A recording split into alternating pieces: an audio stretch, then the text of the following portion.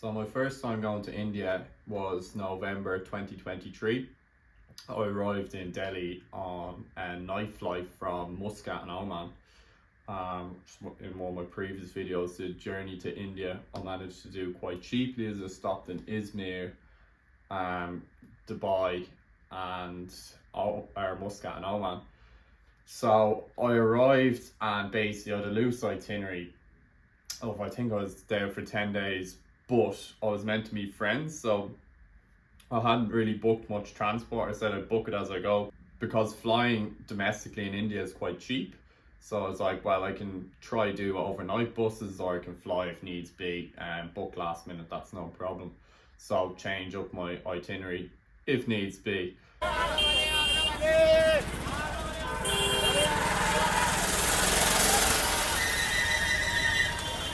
So I arrived in Delhi quite early in the morning, 7 a.m. By the time I got through immigration and stuff, it was about 9, 10 a.m.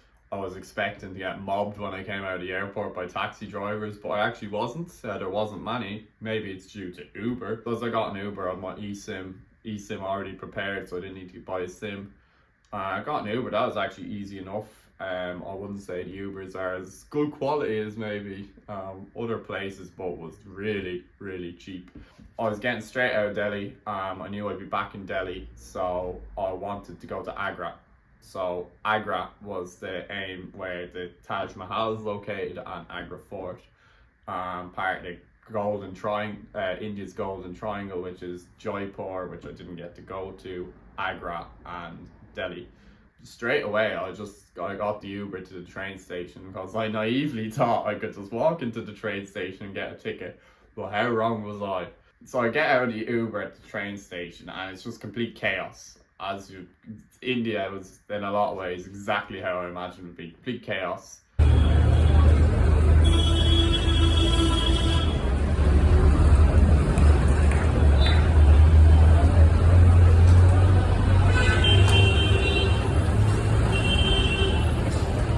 Trying to find where the ticket counter is, and this is the issue with India. Well, certainly the case in Delhi.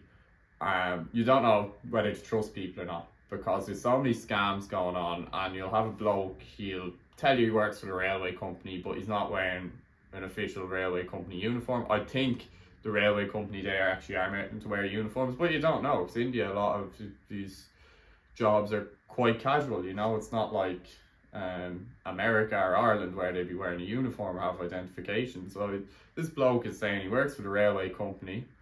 I'm like following him around the station. He's like, you can buy tickets in the ticket office, it's just upstairs. But I think this was a scam. I think it was part of the ploy, because he's like, yeah, it's just up there, and then he left, and I was like, oh mate, he actually was helping me. So that's, I think, building trust in your head. Maybe I'm overly paranoid, but I'm a bit cynical, so I was kind of expecting this type of thing in India. So I get there, get to the office is closed. I think I later looked up, they said, oh, it's just closed for today. Some bloke comes up and goes, oh yeah, it's closed, I'm redirecting people for the railway company. They said it's closed for the day, but I looked it up and it's actually closed for a good while. And by the way, I did do some research prior. I didn't just rock up. Well, I did rock up, but I researched, and basically I couldn't get many answers online.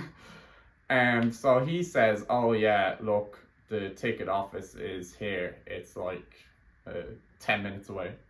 So I'm like following him, and next thing he's like, right, hop in my mate's tuk-tuk.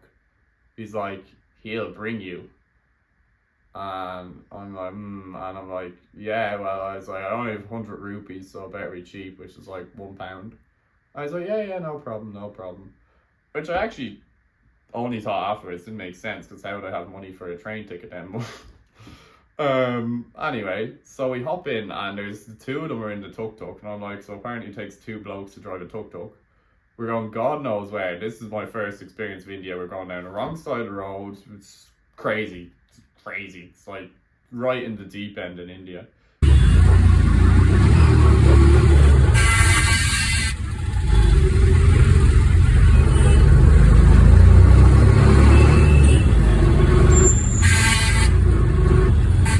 goes to this office. I didn't record it, but it's just like hilarious. It's just down this back street, unpaved roads, everything. But you see, this is the thing. Another issue with India, as I was saying, that like it's like overly casual, so to say, that like it could be the case that the office isn't in the train station. It is 10 minutes away because they've nowhere else to put it because they haven't updated the train station. Now I know they're doing a big infrastructure project in India now, trying to improve the railways, improve the stations, but essentially these stations haven't been improved in 100 years. So it is possible that they do things like separate place to get tickets for foreigners.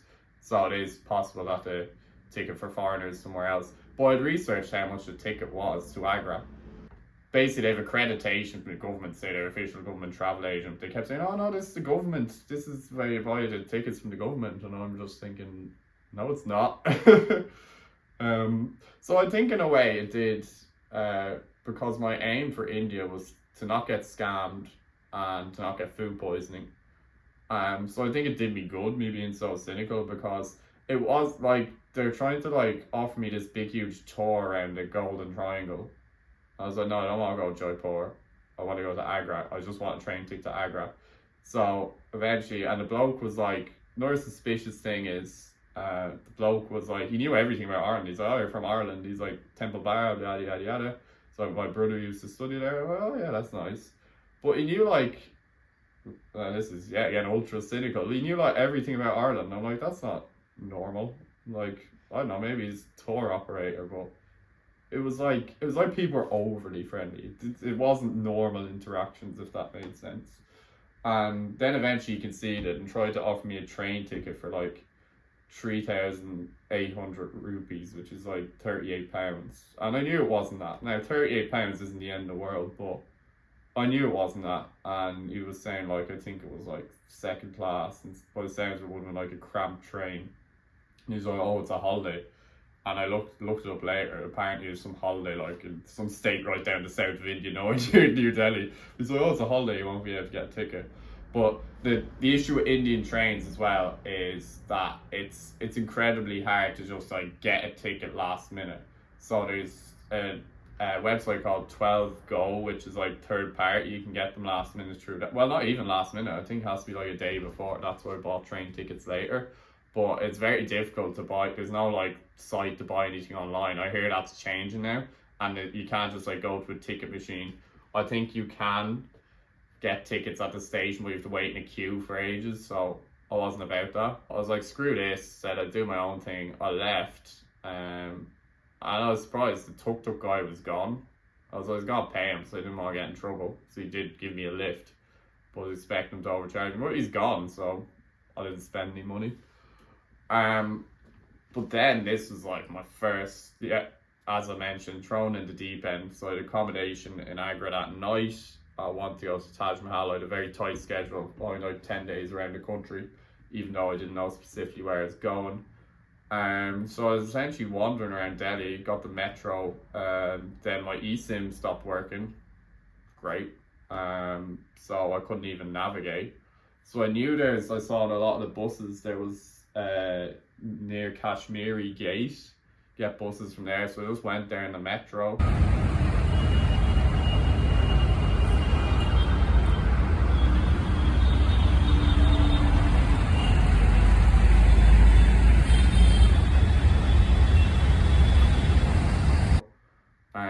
Wandering around there, found a bus station, and like near the bus station is just like a yard, you know, full of rubbish, and then there's like markets at the side.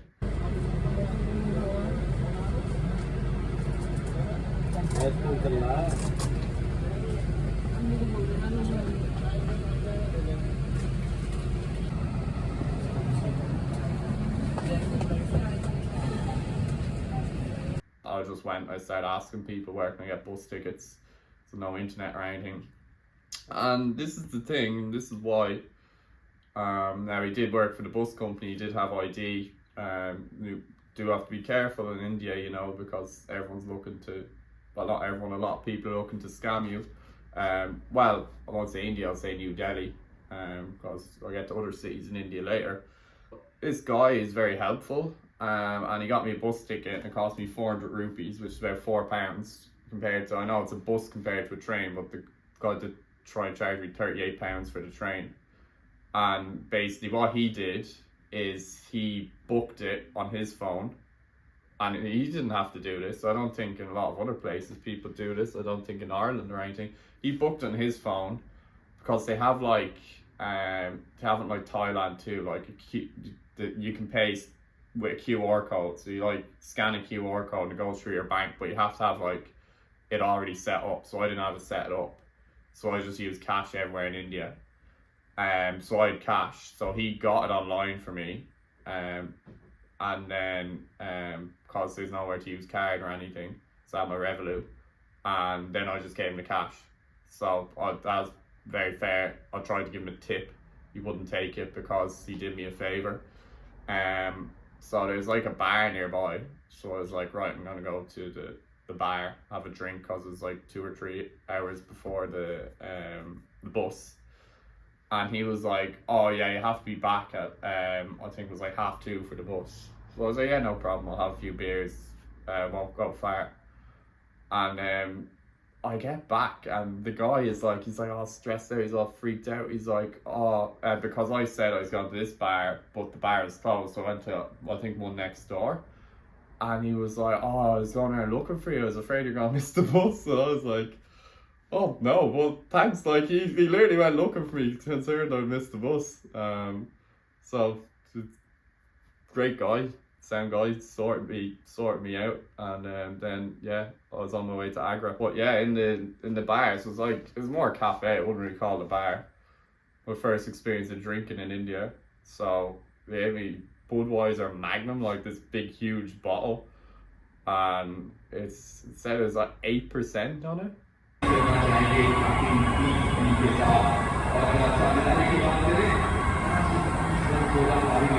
But it said like in between 5% and 8%.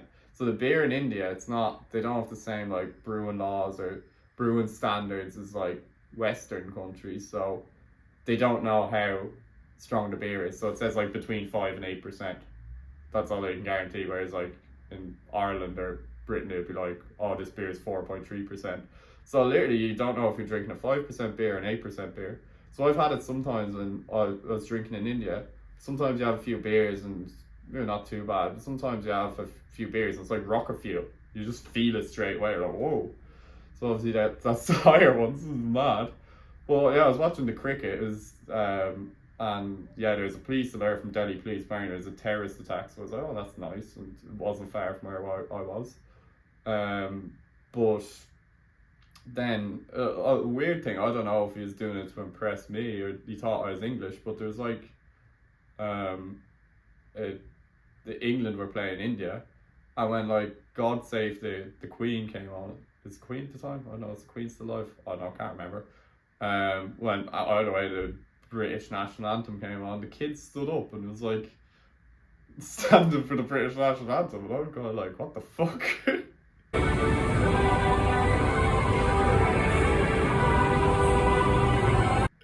That was funny. So it's like, obviously, India used to be a British colony. I don't think you'd really get many people in Ireland standing for God Save the Queen, or God Save the King. I thought that was funny. But anyway, yeah, I had my beers and got on my way to Agra.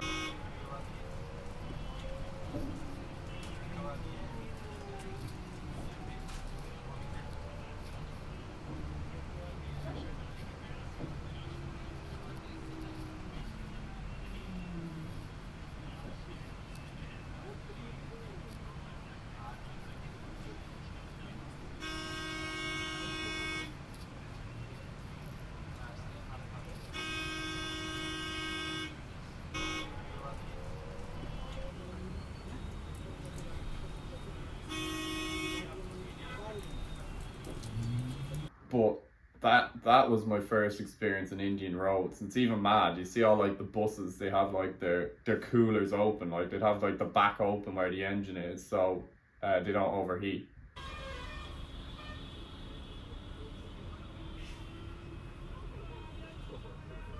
I don't think they have like an NCT or an MOT in India. Because you'd be like, how are these buses still moving, you know? But first experience of Indian roads, absolute carnage as you can imagine. Probably going on an Indian road is probably one of the most dangerous things I've ever done. Well, crossing an Indian road, but absolutely, like, we stopped for like a toilet break, and it's just like I could just sit there watching the traffic for hours. It's just anarchy, absolute anarchy.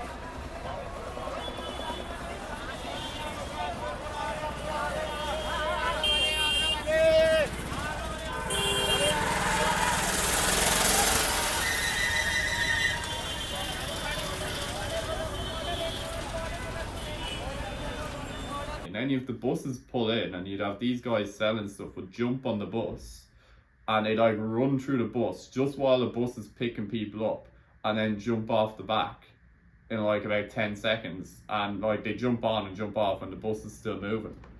It's crazy, absolute madness.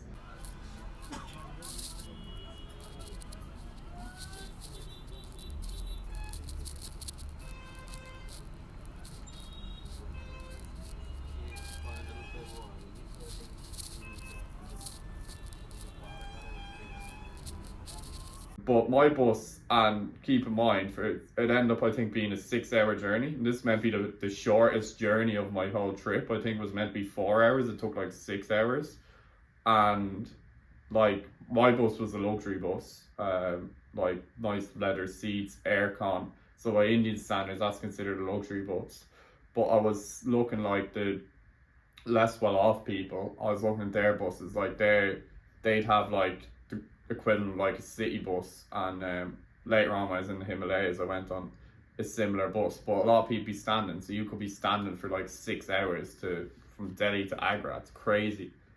And then yeah, I witnessed on the way my first Indian sunset, which was pretty beautiful. We did stop in a like nice truck stop then as well.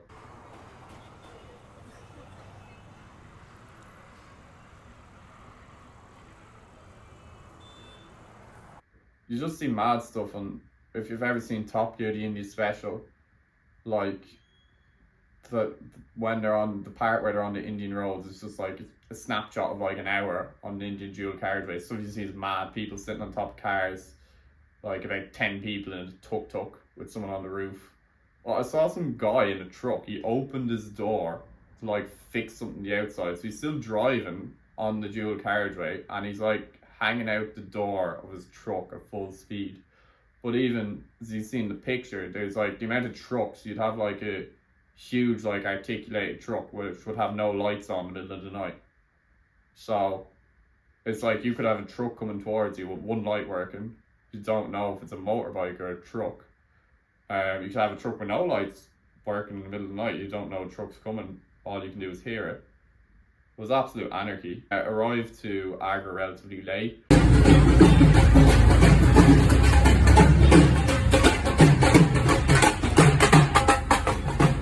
I stayed in a house stay. I got that through Hostelworld, but it was technically a house stay. I'd highly recommend that if anyone wants to get in touch and find out the details.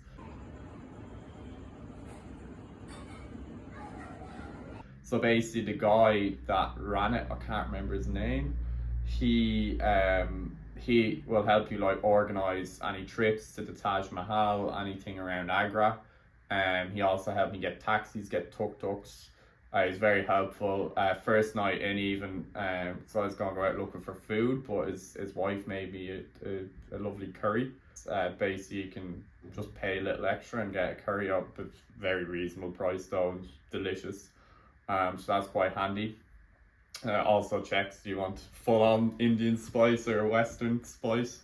But like even the Western level spice is far spicier than anything you get in England or Ireland. I'm not a foodie, but I would be open-minded to different food. But because I own very little time, I want to make sure I didn't get food poison. So as that's a house stay, I had the curry, but I didn't have street food or anything. Call me unadventurous. It's just nah, not for me. Did have a few curries, but I ended up having a lot of fast food, which I'll go through later. I was afraid the fan was going to chop my head off.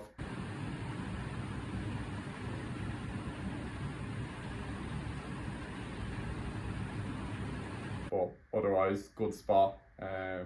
fan, keep you cool, good hospitality and very cheap, reasonable rate.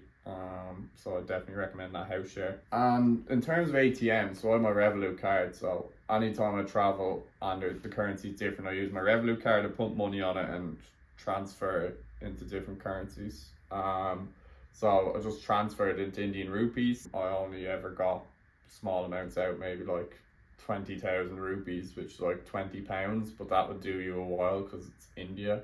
Maybe more, it depends. But you do have to be careful with that because the Indian banks usually work. Now, we did the morning in Agra because I was like, maybe this is a mistake. We went to 3 banks and they all ran out of money. Like, we went to the security guys, like, oh no, there's no money, we ran out of money. So I don't know if they just hadn't done the rounds yet. That did happen sometimes in India, but it wasn't generally a problem. You'd always find a bank. The only place I had issues was later on in Kashmir. My card didn't work whatsoever in the Jammu Kashmir banks. It only worked in the Indian banks. They did have some Indian banks. So basically, I went the 6 a.m. tour of the Taj Mahal. The guy in a tuk-tuk came, picked us up, brought us to the Taj Mahal, paid in, went around, and he picked us back up again.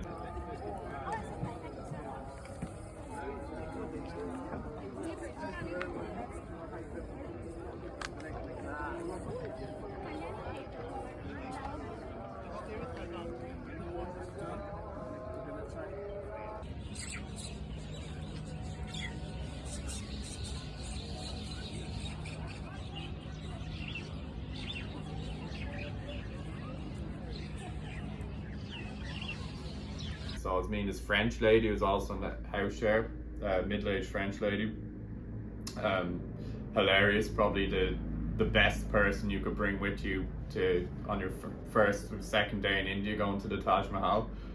The French being the French, just anytime anyone tried to come up and offer a guide or try to sell her something or scam her, she just basically tell them where to go, and she wasn't impressed. So basically, it's almost like she's a bodyguard against scammers, but she's a nice lady. I have to say, Taj Mahal I did find absolutely beautiful, unique, never seen anything like it. We're there for the sunrise. It's pretty amazing.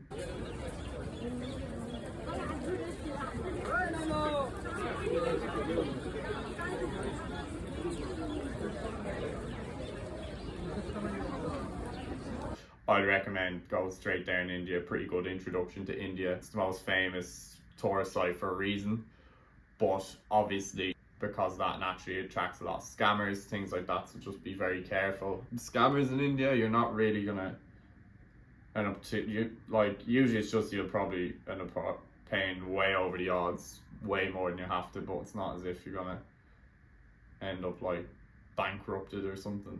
So you get in Delhi, a lot of people come up to you and be like, oh, I'm trying to practice English, and I'm like, at first I kind of entertained them, had a chat, then walked off like, no, I'm leaving. But then like eventually he called me rude. I was kind of like just like, no, don't want to talk to you. But then they'd still keep trying to talk to you, so that's how you kind of know. You're like, well, I've just been really rude to you and you're still trying to talk to me, which is unnatural. Eventually they'll say, oh, I learned English after a chat. They're like, oh, my friend's a tour guide, he can give you a great deal. And then you might pay like £1,000 for a tour around the country for 6 weeks, which you could have got for £400. It'd be something like that, but just you pay over the odds, you know. Yeah, Taj Mahal, absolutely beautiful. Seeing the sunrise and reflecting against the facade's absolutely amazing.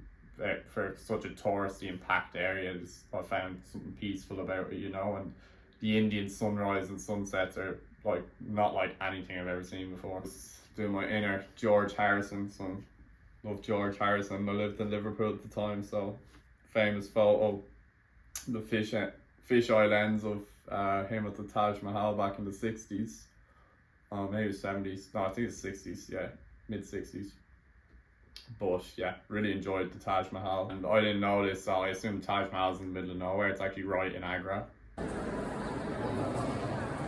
That's the 1001 night ferry. Back in the tuk-tuk.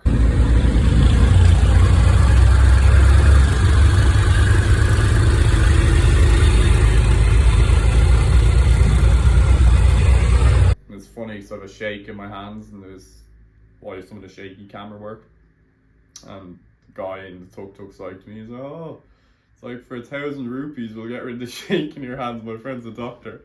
And I genuinely, it doesn't bother me really. I don't want to take medication or anything for it. But I'm like, nah, no thanks, it's okay. And he's like, right, 900 rupees. I'm like, no. He's like, 800 rupees. I'm like, no. Well, I've never had to have negotiated the price for the doctor before. But I didn't go for it. So yeah, but I decided to go to Agra for.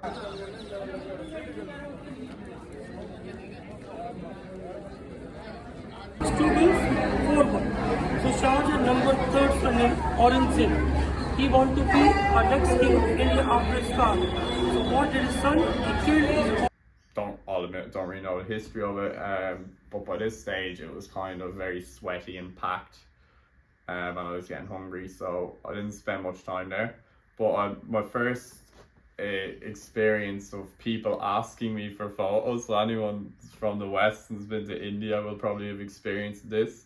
Wouldn't happen as much somewhere like Agra because there's so many tourists there. But when I was in Agra Fort, these people came up to me and were like, "Can we have a photo with you?" And I'm like, okay, I suppose. They're like taking selfies with me, and I was like, do I look like a Bollywood actor or something? I don't know. Did they think I'm someone else? Well, it turns out a lot of time, particularly like Kashmir, where there's not many Western tourists, you'll get that a lot, people asking you for a photo. So yeah. So I decided, I was like, right, I'll go for lunch looking at the Taj Mahal. And I found this place that I looked up online. First of all, I'd flagged down a tuk-tuk.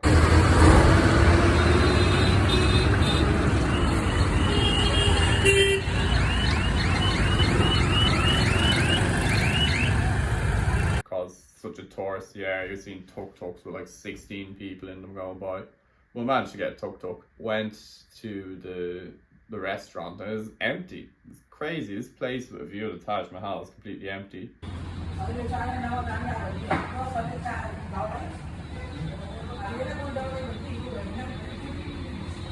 felt a bit uncomfortable there because I don't know if it's to do with the caste system. So in India, there's like caste system that you're born into. So there's different levels of social standing.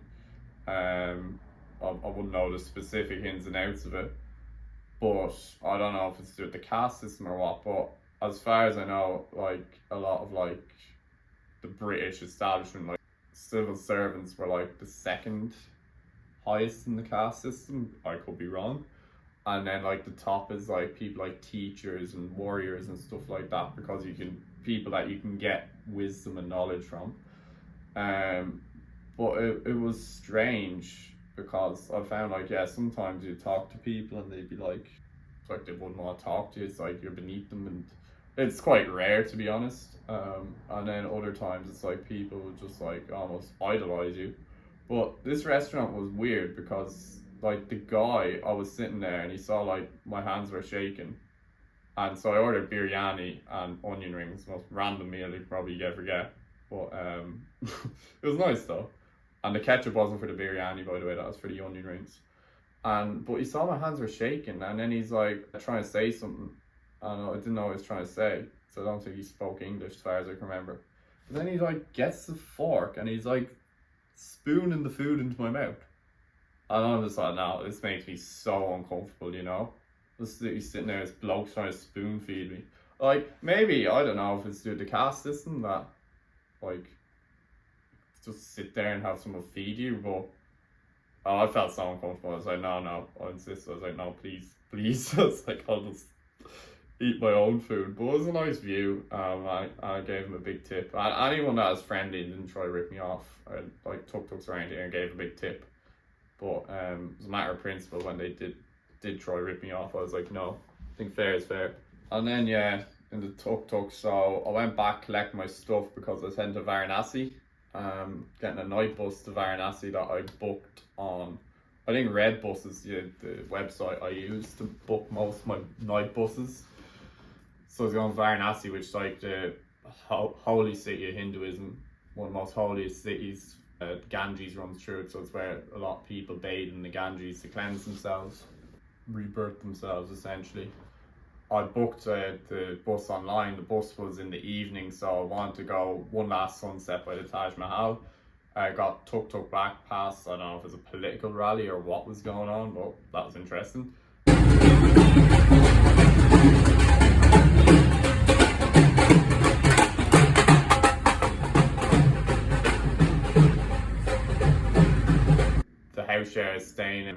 he had helped me out and booked that there's like a place to view the Taj Mahal from the other side of the river for sunset, and he set up with one of his friends the tuk-tuk that give me a reasonable price, bring me out there, and then he'll bring me to the bus in the evening.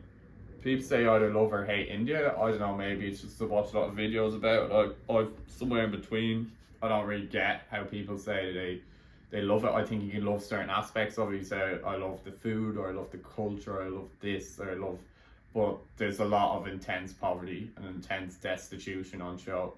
So I find it hard to say I love the place if you're going by this intense poverty, which is quite upsetting, obviously, and you feel quite helpless, because even if you give money and try help out one person, it's obviously just a country of 1 billion people. It's a lot of poverty on show. Like, on the way to the viewing point, there's it wasn't even like a slum or a shanty town. It was literally like this area just full of trees, and everyone's living in trees there. And then at night you could just see all the fires because there's no electricity, nothing. It's just living in trees with a plastic sheet over. And now obviously I didn't record any of that. I'll give these people some dignity. Yeah, we got to the viewing point. Yeah, I went to view it. It was all right. Yeah, nice Indian sunset. I was expecting the Taj to be lit up or something, but it wasn't. There doesn't seem to be lights on at night, so I was waiting for ages for them to light up. They didn't. And a lot of it, so there's an entrance fee to this place. I think it's run by a lot of places. They're run by the Archaeological Society of India, so you have to pay in for any places run by them.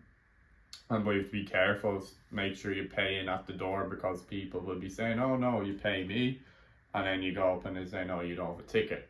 So it's important to make sure you pay in at the door, the official entrance. It obviously wasn't a vineyard, but it looked like a vineyard, like lines of trees.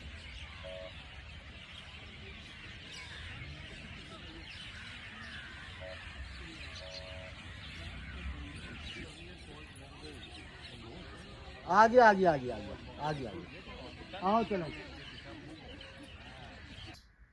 But even it was a secure area, so there's like this Indian army and like a police lookout point over the river for security reasons, and there's people like herding goats down the river, but obviously they're locals, so they must have permission.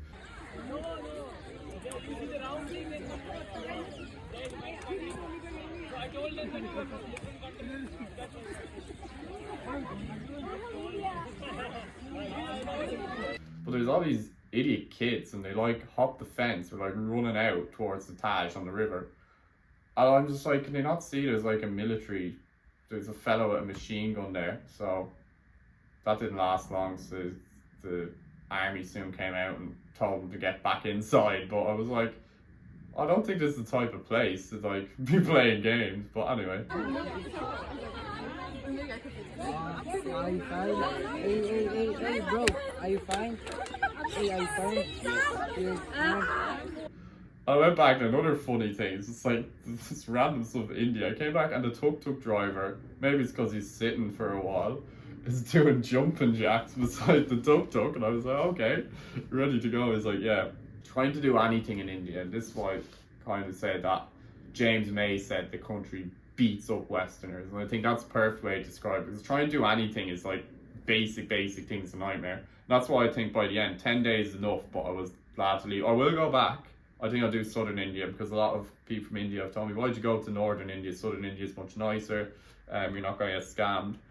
And I will say, as I went further south, I did have a different experience, but more on that later. But anytime I try to do anything, particularly around Delhi or anything, it's just a nightmare. It's just such a prolonged process. So the addresses in India are it will say whatever address near whatever street or near whatever park. So it's just impossible to find anything. So I'm looking for the bus stops. So all the night buses, they don't go, most of them don't go from bus stations, or maybe I just booked them wrong. The bus stop will be beside a booking office, the booking office for the bus company, which would just be on some random street. There will be no way of knowing. I don't know how people found these places. Maybe they just went straight into the booking office back in the day. But even with Google Maps, it was still an absolute nightmare to find. So I was trying to show the guy on the tuk-tuk, and even he was confused. And eventually we got there. I saw it looked like a bus company. So it's not like your regular bus stop. It's just literally a booking office, and then the bus stops at some random stretch on the side of the dual carriageway. I went in to the booking office. The guy didn't speak any English. I was trying to find if I was in the right place. Eventually we were able to communicate, conclude I was in the right place, and he just told me to wait. Because this is the issue. A lot of buses going across the traffic is insane, and the size of the country are delayed by literally hours. So he just said wait. So I got some chai, some tea, which is Indian tea, is basically like normal tea, really sugary, come in like little cups. And I remember it was 10 rupees, so like 10 pence for a thing of tea. So this is there like knocking back the tea. I got talking to some locals there, they were pretty cool. And I gave the kid a massive tip, but by his standards, like 200 rupees, like £2, and he was so happy. And so I don't think they got many tourists in that part of Agra. And next thing is the tuk-tuk pulls up, these two girls in it. They just see massive like backpacker cases, and I'm like, here we go. And then they sat down too, they didn't know if they're in the right place, and I was like, yeah, you must be. They're actually from South Dublin, they were fairly nice. India, these two girls from South Dublin rock up in a tuk-tuk full of luggage. But that, like, I was sitting there like this stage like an hour and a half, I didn't know what was going on. Eventually the guy told us the bus delayed, but said when the bus comes it'll be the other side of the road, the other side of the dual carriageway. And I'm like, how are we gonna cross this? How are we gonna cross this road? There's no bridge. And the guy's just like, no, we'll walk across. He's like, I'll bring you. And I was like, okay. It's like practically crossing a motorway.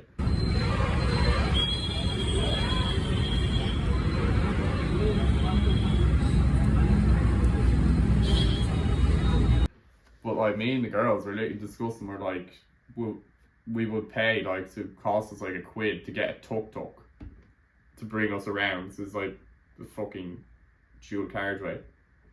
And he's like, no, don't be silly. So eventually he's like, right, the bus is coming, time to go. The girls these huge bags, and it was probably the scariest thing I've done in a long time. These just buses, bikes coming everywhere. So use what I call a magic hand. So when they're crossing the road in India, they just put their hand out, and the cars don't stop. What they do is they go around you, more the bikes. So the key is not to run. He's like telling us don't run, because if you walk then the bikes can go around you and the trucks. And this is at night, so yet again the problem is you've trucks coming towards you. You just see one light coming, you assume it's a bike. You get close, you realise the truck with only one light working. And I think there's actually a joke made in Top Gear about that years ago, was true.